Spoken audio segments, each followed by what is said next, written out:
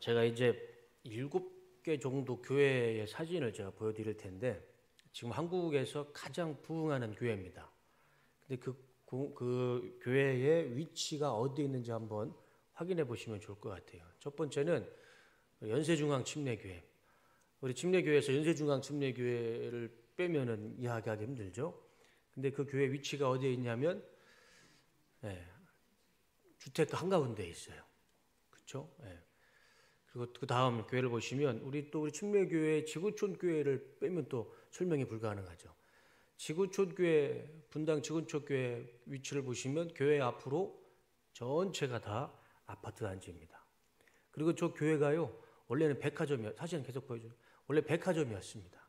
백화점을 교회로 쓰고 있는 거예요. 그만큼 사람들이 많은 동네죠. 그 다음 세종 꿈의 교회. 세종 꿈의 교회, 지금 세종에서 가장 핫한 교회입니다. 교회가 어디에 한가운데면 역시 이 아파트 주거 공간에 딱 중앙에, 세종 중앙에 딱 거기에 세워져 있죠. 그리고 분당 만나교회. 만나교회를 보시면 만나교회 앞으로 무엇이 보입니까? 아파트밖에 보이질 않아요. 또 그 다음에 분당 우리교회. 우리교회도 역시 교회 앞에 전부 다 아파트와 주택가만 있습니다. 나주에 가면 침례교 제가 2년 선배인 것 같은데 나주에 지금 막 신도시가 세워지고 있나 봅니다.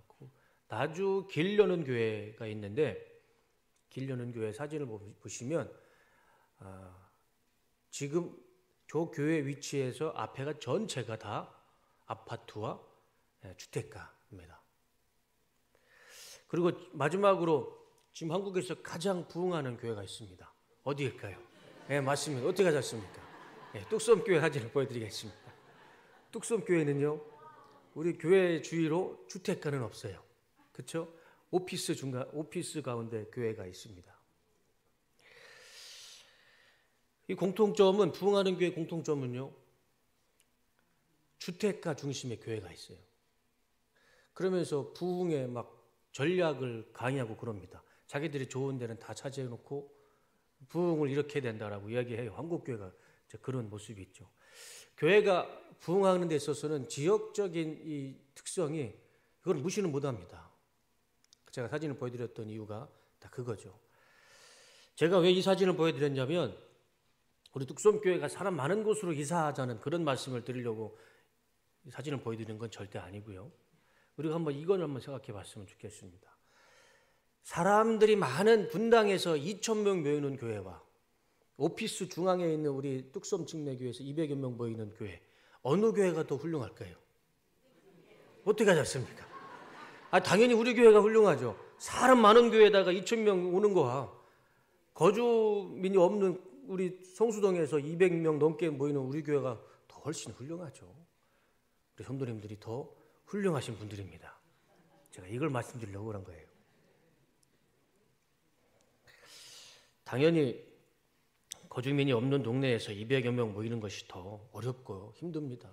그런데도 우리 뚝섬교회는 200명이 뭡니까? 200명이 더 넘는 우리 주일만 250명 정도, 우리 주일학교 다 하면 250명 정도가 모이니까 참 훌륭한 성도님들이죠.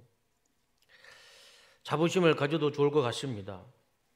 그런데 제가 한 1년 정도 이 성수동에 살다 보니까 이제 보이는 게 있고 듣는 게 있어요. 뭐냐면 이 성수동에 이제 기업들이 자꾸 들어오는 것 같습니다. 대기업들이. 그래서 거주민을 몰아내고 오피스를 세우고 상점을 세우고 팝업 스토어를 자꾸 여는 것 같아요. 제 머리 헤어 디자이너가 우리 임송희 집사님인데 개인 헤어 디자이너 우리 집사님하고 머리 깎으러 갈 때 20여 년 전에 왔을 때보다 지금 성수동에 거주하는 사람들이 많이 떨었다고 그래요. 이유도 있죠. 지금 자꾸 대기업들이 눈독을 들이니까 땅값이 막 올라갔대요. 성수동에. 제가 듣기로는 지금 평당 얼마 것 같아요? 2억 정도 된답니다. 평당에. 이거 말이 안 되잖아요. 조그만한 이 한 평에 2억이랍니다. 지금 성수동이. 그러니까 젊은 사람들이 성수동에 오려고 하지도 않죠. 어떻게 아파트 이 어마어마한 그 금액 아파트를 살 수가 있을 거고, 전세도 10억이 넘잖아요. 성수동에 10억 가지면요, 홍천에 가면은요 부르주아로 삽니다. 성수동에는 10억 가지고는 전세도 못 얻는데 홍천에서는요 대저택을 쓸 수 있어요. 그러니까 젊은 사람들이 성수동에 감히 올 생각도 못 하죠. 그러니까 거주민들도 떠나가고 젊은이들도 떠나가고, 젊은이가 없으니까 아이들도 사라지고, 성주초등학교가요 조금 있으면 폐교된답니다. 그러니까 아이들 자체가 없는 동네가 됐어요. 그러니까 팝업 스토어만 자꾸 생기니까 성수동에 거주하는 분들은 떠나가고, 누가 들어옵니까? 관광객들이, 구경꾼들이 많이 들어와요. 보니까 교회 앞에 왔다 갔다 하면 중국말 쓰는 사람, 일본말 쓰는 사람, 얼굴은 분명 동양 사람이고 한국 사람인 것 같은데 다 외국인들만, 이 성수동에 이 거리에 다 외국인들만 채워지고 있어요. 그리고 또 그 속에서 우리 뚝섬교회가 한 200여 명 모이는 참 훌륭한 교회로 성장하고 있는데, 우리 아시는 것처럼 우리 뚝섬교회 평균 연령이 점점점 높아가고 있습니다. 제가 봤을 때는 50에서 60 평균 연령이 지금 우리 교회가 그렇게 된 것 같아요. 이런 현실적인 문제 앞에서 우리가 이제 선교 전략을 새로 우리가 고민해야 할 때가 온 것 같습니다. 우리가 미래를 생각했을 때 어떤 선교 전략과 선교 방법을 찾아야 되는지 다 같이 머리를 맞대고 고민하고 그 방법을 찾아야 할 것 같습니다. 가장 좋은 거는 우리 교회에 오게 만드는 거죠. 우리가 맛있는 식당을 찾아갈 때 시골에 있다고 찾아가지 않잖아요. 차를 타고 가서 맛있는 음식 먹고 옵니다. 우리 뚝섬교회가 유치부로부터 지금 이 작년 대예배까지 복음의 맛집이 되면 사람들이 우리 뚝섬교회로 올 줄로 믿습니다. 그거 외에는 떠나는 동네에서 사람을 찾을 수가 없어요. 그렇다고 우리 외국인들 억지로 불러다 들여서 여기 앉힐 수는 없잖아요. 그래서 우리가 이 동네는 떠나는 동네를 할지라도 우리 교회는 찾아오는 교회로 그렇게 만들어야 우리 뚝섬교회가 미래가 있고 또 그 가운데 부흥이 있을 줄로 믿습니다.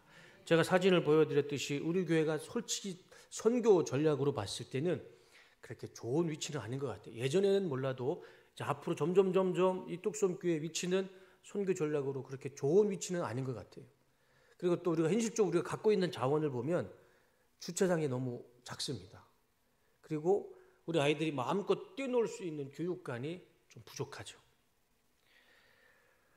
그러나 우리 교회가 어느 교회도 가질 수 없는 큰 장점이 있습니다. 무엇이 있을까요? 바로 지하철이 옆에 있습니다. 5분 거리에 지하철이 있어요. 세상에 이런 교회가 어디 있습니까? 그렇죠? 지하철 내리자마자 5분이면 우리 교회 올 수 있어요. 이게 얼마나 축복인가요? 그래서 우리가 지금 부족한 것, 없는 것, 우리 그런 걸 자꾸 보고 부정적으로 얘기하고 서로 안에서 이렇게 비판하고 그런 건 다 멈추고, 부정적인 말과 안 된다, 하면 안 된다, 그런 부정적인 언어는 다 우리가 그치고 우리가 가지고 있는 거에 대해서 현실을 극복하는 그런 선교 전략과 선교 방법이, 전도 방법이 지금 우리에게는 필요한 것 같습니다. 현실적인 문제 앞에 우리 유치부, 유초등부, 중고등부, 대청부는 어떻게 하면 올 수 있는 교회가 될까? 그것을 우리가 고민해야 되고, 장년부와 노년부는 어떻게 전도하고 어떻게 성도님들을 목회를 해야 우리 성도님들이, 장년 성도님들이 교회로 올 수 있을까? 그런 고민들을 우리 장로님들과 위원장님들과 같이 머리 맞대고 고민을 할 때가 된 것 같습니다.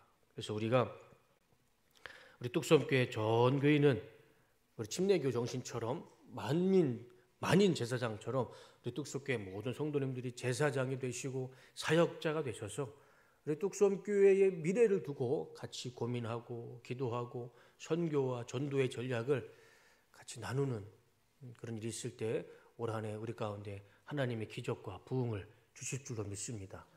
떠나는 동네가 아니라 우리 뚝섬교회로 오는 그런 기적이 우리 가운데 반드시 나타날 줄로 믿습니다. 오늘 읽었던 본문의 말씀을 다시 한번 화면을 한번 보여주시면 다 같이 한번 읽어보겠습니다. 시작. 하나님이 세상을 이처럼 사랑하사 독생자를 주셨으니 이는 그를 믿는 자마다 멸망하지 않고 영생을 얻게 하려 하심이라. 하나님이요, 우리를 사랑하셔서 예수님을 주셨습니다. 주셨어요. 그래서 우리는 그 예수님을, 독생자이신 예수님을 믿기만 하면 멸망하지 않고 영생을 얻게 됐습니다. 이 요한복음 3장 16절은 이 66권의 성경을 한 문장으로 요약한 말씀이죠. 작은 소복음이라고도 합니다. 그런데 이 3장 16절, 요한복음 3장 16절 이 본문에 정말 더 중요한, 더 압축을 하면 두 단어만 요약할 수 있습니다. 다음 화면 보여주시면 사랑하사 주셨으니, 이 두 단어로 더 압축할 수가 있습니다. 하나님께서 우리를 사랑하셔서 주셨습니다. 무엇을 주셨냐면 하나밖에 없는 독생자 예수님을 주셨어요. 사랑하면 주는 것입니다. 사랑하면 줄 수밖에 없어요. 사랑하면 절대 뺏을 수 없습니다. 사랑하면 줄 수밖에 없어요. 그런데 그 주는 것이요, 나에게 최고의 것, 내 목숨과도 바꿀 수 없는 소중한 것, 그것을 줄 수가 있어요. 사랑하면. 하나님이 우리를 사랑하셔서 하나님의 가장 소중한 하나밖에 없는 독생자 아들을 우리에게 주셨습니다. 그것이 하나님의 사랑이죠. 저도 독생자는 아닐지라도 독자 아들 하나가 있습니다. 멀리서 봐도 쟤는 이기동 목사 아들이다, 아주 선명하게 구별이 되는, 저랑 똑같이 생긴 애가 있습니다. 그 아들을 볼 때마다 저는 참 아버지로서 참 사랑을 느껴요. 성도님들 보시기에는 그렇게 예쁘거나 귀엽지 않겠지만 제 눈에는 그렇게 이뻐 보입니다. 그래서 자꾸 뭐라도 먹이고 싶어요. 우리 사모는 혼내킵니다. 그만 좀 먹이라고. 그런데 저는 자꾸 그 입속에 들어가는 게 이뻐요. 그래서 우리 아들이 점점 불어나고 있습니다. 근데 그게 아버지 마음인 것 같아요. 사랑하면 줄 수밖에 없잖아요. 먹는 걸 제가 그 숟가락을 어떻게 뺍니까? 사랑하면 줘야죠. 너무 과하게 줘서 지금 좀 문제가 되는데, 사랑하면 줄 수밖에 없습니다. 내 목숨이라도 주고 싶은 마음이죠. 아내도 저 뒤에 있지만 제가 아내를 사랑하는 마음으로 뭐든지 주고 싶어요. 제 뱃살에도 주고 싶습니다.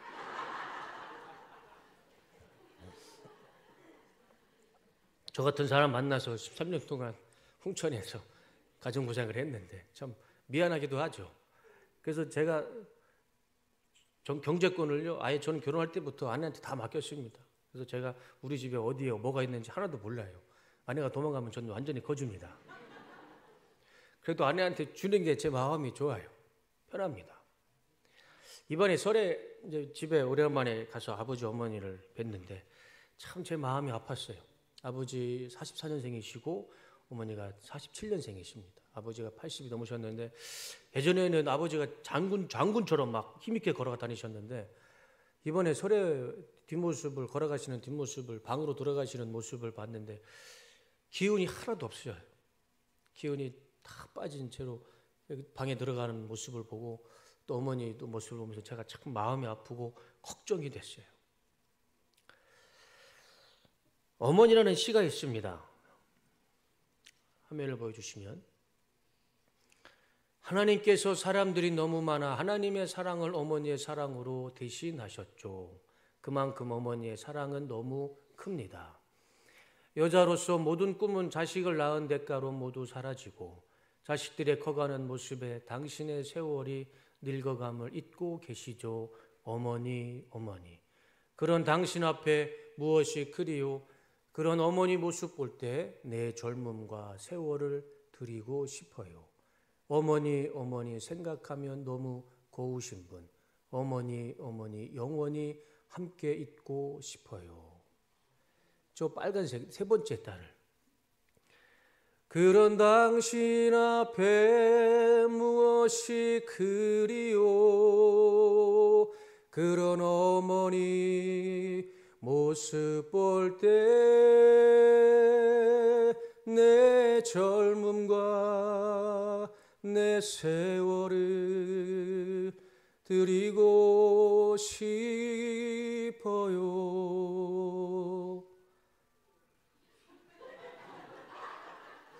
이 전화벨에 대신 박수 쳐주시네요. 혹시 이 시와 노래를 들어보신 적 있으신가요? 네, 당연히 들어보신 적이 없으시겠죠. 제가 어머니 생각해보면서 만든 노래입니다. 요 노래 가사처럼 제 마음이 그래요. 드릴 수만 있으면 제 젊음과 세월을 아버지 10년, 어머니 10년 드릴 수만 있으면 그렇게 드리고 싶습니다. 부모님이 계신 모든 자녀는 그런 마음이 있을 거라 생각을 합니다. 제가 아버지 어머니를 사랑하니까 그런 마음이 드는 것 같아요. 내 생명이라도 내 세월이라도 그렇게 드리고 싶다. 늙어가는 모습이 너무 마음이 아프고 10년, 20년 내 생이 짧아질지라도 아버지 어머니에게 드리고 싶은 마음. 사랑하면 뺏지 못하죠. 사랑하면 줄 수밖에 없습니다. 요한복음 3장 16절 하나님의 세상을 이처럼 사랑하사 독생자를 주셨으니 하나님이 우리를 너무 사랑하셔서 하나님께 가장 소중한 것, 가장 중요한 것, 자신의 목숨과 같은 아들 예수님을 우리에게 주셨습니다. 이것이 하나님의 사랑이죠. 러시아의 대문호인 이 톨스토이가 여행을 하다가 허름한 여관에서 하루를 묵게 됩니다. 그리고 하루를 묵고 그 다음날 아침에 일어나서 여관을 나오려고 하는데 그 여관 주인의 딸이 병에 걸린 딸이 어린 소녀가 있었는데 그 톨스토이가 들고 가는 빨간색 방이 있었나 봐요. 근데 그 빨간색 가방을 보고 그 어린 딸이 엄마한테 자꾸 얘기를 하는 겁니다. 엄마, 나도 저 빨간색 가방 갖고 싶어요. 근데 그 톨스토이는 이제 그 얘기를 듣죠. 그런데 여행 중이라 그 가방을 주면 자기가 어떻게 여행을 할 수가 없는 거예요. 주고는 싶지만 자기 여행을 하기 때문에 마음속에 이런 생각을 갖습니다. 내가 여행이 다 끝나고 내가 이 가방을 다시 돌아와서 저 소녀에게 꼭 주겠노라. 그리고 나서 여행을 다 마치고 시간이 지난 후에 다시 그 여관을 찾았습니다. 그리고 그 어린 소녀에게 빨간 가방을 주려고 찾아갔는데 근데 이미 이 어린 소녀는 죽어서 공동묘지에 묻혔던 겁니다. 그래서 톨스토이가 그 무덤을 찾아가서 비석을 세워주고 그 비석에 이런 글귀를 남깁니다. 사랑은 미루지 마라. 그리고 이 소녀의 무덤 앞에 톨스토이는 후회하며 이런 글을 남깁니다. 만약 그때 내가 어린 딸에게 선뜻 가방을 내주었다면 그 어린 딸은 기쁘고 행복한 마음에 생명의 끈을 조금 더 붙잡았을 수도 있었을 텐데 그 어린 생명이 이 세상에서 마지막 소망이었을 그 간절한 소원을 내가 들어줄 수도 있었을 텐데 이 아쉬운 마음과 미안한 마음을 떨칠 수가 없다. 사랑하는 마음이 있다면, 사랑해야 할 마음이 있다면 다음은 기회가 없습니다. 지금 우리가 사랑하는 마음이 있고 사랑해야 할 마음이 있다면, 사랑해야 할 사람이 있다면 다음은 기회가 없고 지금 이 순간에 우리는 그 사랑을 주며 살아가야 됩니다. 우리 인생의 다음이라는 것은 보장되지 않습니다. 우리가 어떻게 내일을 보장할 수 있고 내일의 인생을 확신할 수 있겠습니까? 하나님이 주셨을 때 내일이 있는 것이고 우리가 미래가 있는 거 아니겠습니까? 우리는 내일이 보장되지 않았어요. 오늘 내가 사랑하는 마음이 있으면 다음이 아니고 오늘 이 시간에 내가 사랑해야 할 사람, 사랑해야 할 마음이 있으면 사랑을 주시는 우리 성도님들의 삶이 되시기를 주님의 이름으로 축원합니다. 그런 의미에서요. 우리 옆 사람을 보시고 이렇게 인사했으면 좋겠습니다. 제가 더 사랑하겠습니다. 얼굴 보시면서 한숨 쉬지 마시고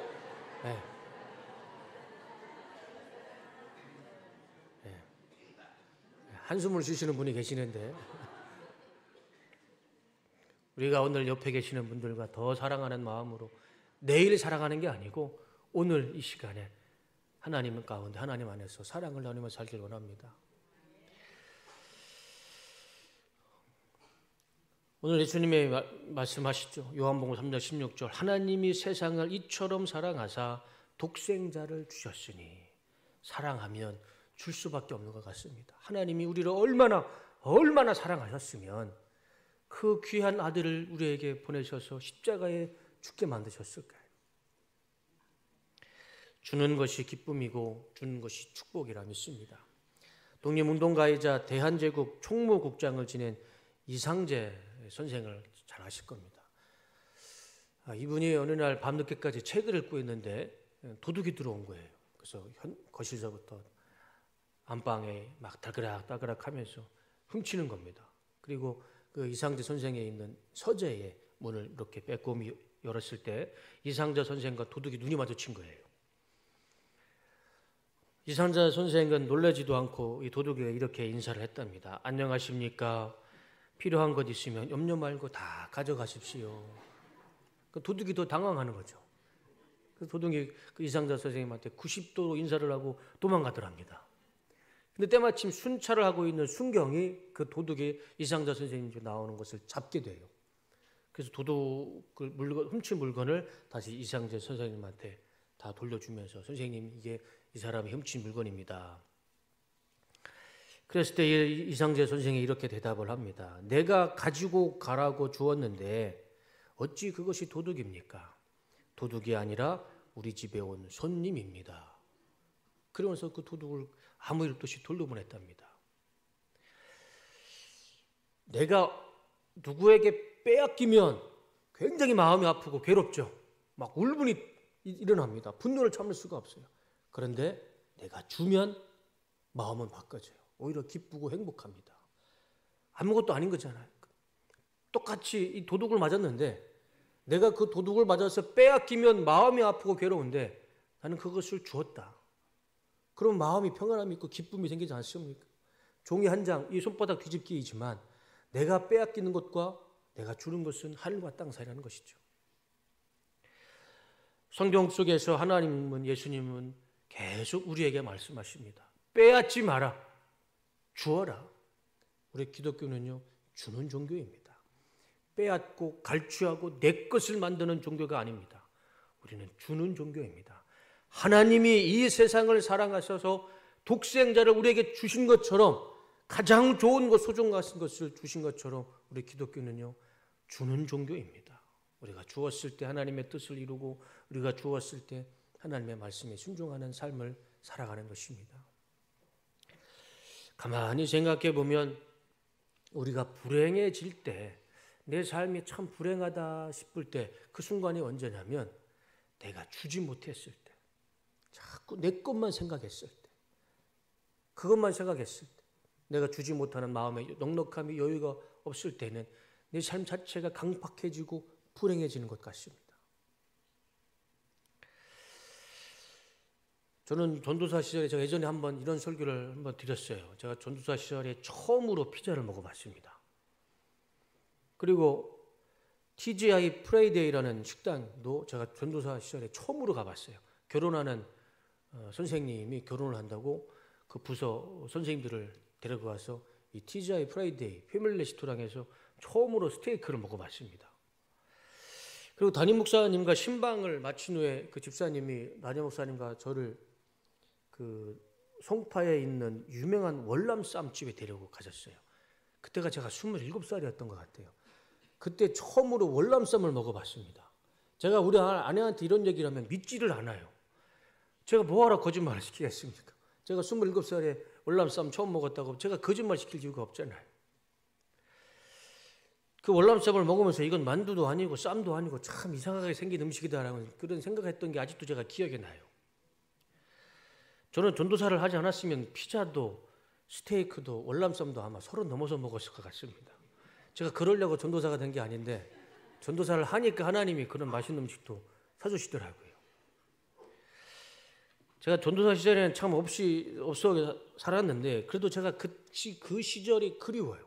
재밌습니다. 그때를 생각하면 그냥 웃음이 나요. 왜냐하면 전도사 시절에는 대학 청년부도 맡았고 학생부도 이제 담당으로 맡았어요. 그러면 저희 집에는 대학 청년부를 맡았을 때는 대학생들이 와 있고 학생부를 맡았어 있으면 학생들이 와 있어요. 자취를 했는데 자기들 그 집이 자기 집처럼 저희 집에 와서 살고 있어요. 가뜩이나 방도 작은데 그렇게 앉아 있습니다. 그러면 그 온 애들을 제가 내쫓을 수는 없잖아요. 그러면 제가 다양한 메뉴로 학생들을 제가 밥을 먹입니다. 정말 다양한 메뉴로 레시피도 다양하게 그들에게 이제 밥을 먹여요. 월요일 날 오는 친구들에게는 신라면을 끓여주고, 화요일 날 오는 친구들에게는 너구리를 끓여주고, 수요일 날 오는 친구들은 짜파게티를 끓여주고, 이제 애들이 좀 이제 라면이 좀 물리다 싶으면 컵라면으로 바꿉니다. 컵라면, 육개장 사발면을 끓여주고, 김치 사발면을 끓여주고, 애들이 너무 좋아해요. 그게 뭘 맛있다고 제가 끓여주면 그렇게 맛있게 먹습니다. 그러면 제가 후식도 만들어줘요. 그 후식은 저만 아는 레시피로 이제 애들한테는 알려주지 않죠. 큰 냄비에다가 물을 넣고 한번 드셔보세요. 그 맥심 커피 하나 있잖아요. 그거를 타요. 물에 한 1리터 되는 물에다가. 그럼 맛이 없잖아요. 그럼 거기다가 뭘 넣어야 됩니까? 어떻게 하셨어요? 그냥 설탕 넣으면 안 됩니다. 색깔이 안 나요. 흑설탕을 넣으셔야 돼요. 그러면 얘들은 몰라요. 맥심 커피 하나에 흑설탕 잔뜩 넣어서 그냥 그거 설탕물이죠. 그러면 그걸 주걱으로 국자로 이렇게 종이컵에다가 하나씩 주면 그걸 맛있어 해요. 전도사님 이거 도대체 무슨 차입니까? 자기 무슨 차에 그냥 설탕물이죠. 참 못된 전도사였죠. 맨날 애들 라면이나 먹이고 설탕물이나 먹이고 전도사였는데, 근데 그때 생각하면 애들도 너무 즐거워하고 저도 기뻤어요. 줄 수 있는 게 라면하고 설탕물밖에 없었습니다. 그런데 그때 생각하면 너무 기뻐요. 지금 그런 친구들이 다 지금 장가 가서 연락도 안 하는데, 괘씸하기도 하지만 그래도 그렇게 라면 끓여주고 설탕물 주고 나눠줬을 때가 참 기쁘고 행복했던 것 같습니다.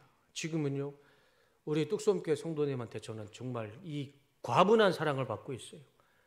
너무 큰 사랑을 받고 있습니다. 제가 우리 아내한테 그런 얘기를 해요. 지금 우리는 궁전에서 살고 있다. 우리 아내한테 몇 번을 그런 얘기한지 몰라요. 우리는 지금 궁전에서 살고 있다. 하나님 앞에 감사하고 우리 뚝섬교회 성도님한테 참 너무 감사하다. 그래서 제 배가 지금 점점점 궁전처럼 변하고 있는 것 같습니다. 받을 때는 받는 감사가 있어요. 그런데 줄 때는요, 더 큰 감사와 기쁨이 있는 것 같습니다. 저도 그렇고 우리 성도님들도 다 삶에서 경험하는 그런 기쁨인 것 같아요. 화면 한번 보여주시죠. 요한복음 3장 16절. 하나님이 세상을 이처럼 사랑하사 하나님 우리를 사랑하셔서 독생자 예수님을 주셨습니다. 이게 은혜이고 이게 구원이고 이게 축복이죠. 하나님 우리를 너무나 사랑하셔서 예수님을 우리에게 주셨습니다. 우리도 이 하나님을, 이 사랑이 많으신 하나님을 믿음으로써 우리도 이제 이웃에게 사랑을 나눠주고, 내일 기회가 봐서 주는 것이 아니라 우리는 내일이라는 기회는 없습니다. 오늘 내가 사랑하는 마음이 있고 사랑해야 할 사람이 있다면 그 사람을 오늘 내가 마음으로든 언어로든 내 호주머니든 뭐라든 사랑으로 나눠주고 사랑을 주는 우리 뚝섬교회 모든 성도님 되시길 주님의 이름으로 축복합니다. 그래서 오늘 오후 1시에 우리 지역사회복지위원회가 모입니다. 우리 신동범 전도사님이 이 복지위원회 담당 전도사님이잖아요. 그래서 이 성수동에 있는 동사무소에 가서 사회복지사와 싸웠답니다. 우리 교회에서 누구를 도와줘야 되는지 명단을 달라고. 원래 안 된대요. 그런데 신동범 전도사님이 가서 사회복지사한테 명단을 받아왔어요. 그래서 오늘 1시에 우리 사회복지위원회 만나서 올 한 해 우리가 뚝섬교회에서 하나님의 이름으로 예수님의 이름으로 도와줘야 할 사람들, 사랑을 나눠야 할 사람들을 상의를 하려고 그럽니다. 작년에 사랑의 은행이 530만 원이 모아졌습니다. 많이 모아졌죠. 깜짝 놀랐습니다. 그리고 사랑의 은행 잔액이 1218만 4,385원이 지금 사랑의 은행에 있습니다. 우리 성도님들이 이웃을 위해서 헌금해 주신 돈입니다. 이 350만 원, 작년에 들어온 이 350만 원 올 한 해 꼭 필요한 사람에게 흘러갈 수 있도록 우리 복지위원회 위원장님인 우리 김성희 권사님과 간사님이신 이옥자 권사님, 정선희 권사님, 담당 사역자 신동범 전도사님 그리고 성동구 사회복지사와 잘 상의해서 이 350만 원이 꼭 필요한 사람들에게 흘러갈 수 있도록 잘 전달하도록 하겠습니다. 그리고 나중에 이 전달된 부분을 우리 성도님들 앞에 다시 보여드리고 발표하도록 하겠습니다. 이 사역이 잘 될 수 있도록 많은 기도와 관심을 부탁드리겠습니다. 우리가 더 사랑하고 더 나누며 살길 원합니다. 하나님께서 우리를 사랑하시듯 우리도 서로 사랑하며 살아갈 때 우리 안에 더 큰 사랑과 더 큰 부흥이 나타날 줄로 믿습니다. 성동구는 사람들이 거주하는 사람들이 떠나간다 할지라도 우리 뚝섬교회는 사람들이 오는 교회가 될 줄로 믿습니다. 사랑이 많은 교회, 사랑이 많은 우리 성도님들 삶이 되시기를 주님의 이름으로 축복합니다. 기도하겠습니다.